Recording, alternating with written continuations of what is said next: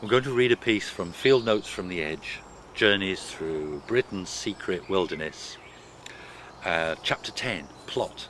This is from Great Spotted Woodpecker.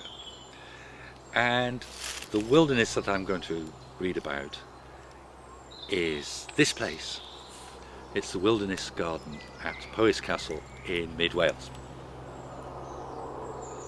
Gardening makes places in which we feel safe. Places the landscape theorist J. Appleton has described as designed for prospect, see what's coming, and refuge to conceal ourselves from it. I argue what we want a prospect of and a safe refuge from is wild nature itself.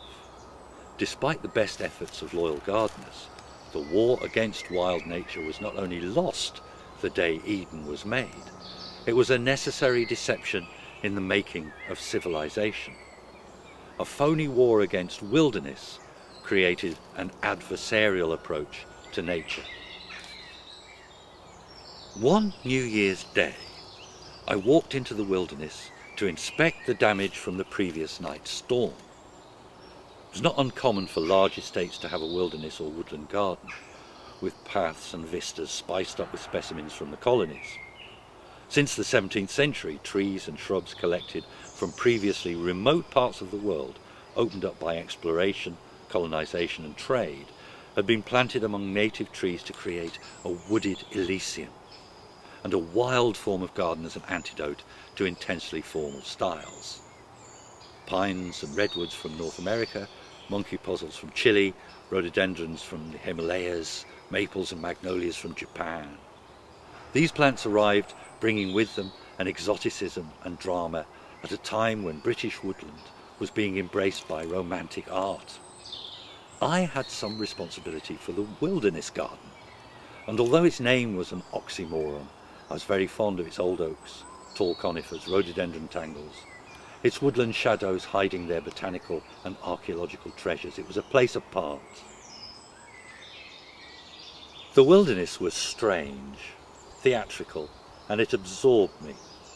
My work in it was a performance which maintained its mysterious, shadowy life. So it was a shock to see one of its most spectacular trees so badly damaged.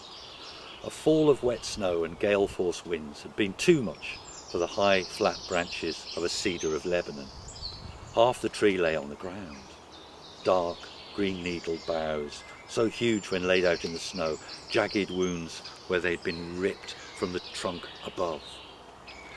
The cedar was over 200 years old, and although magnificent in its spread and girth, it was approaching the end of its natural life in this part of the world, even though it was less than half the age of the native oaks in the wilderness.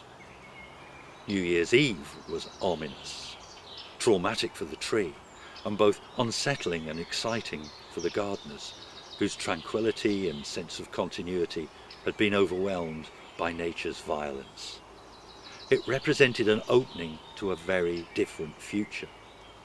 We found ourselves in a drama, a tragedy that turned to comedy.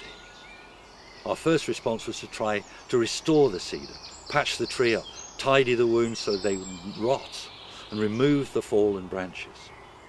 3 of us erected a 60-foot ladder, strung some old washing line to hold on to, and scrambled into the place where the uppermost branches had broken off with a chainsaw hired for the first time that morning. I didn't even know how to start it. What the hell were we doing?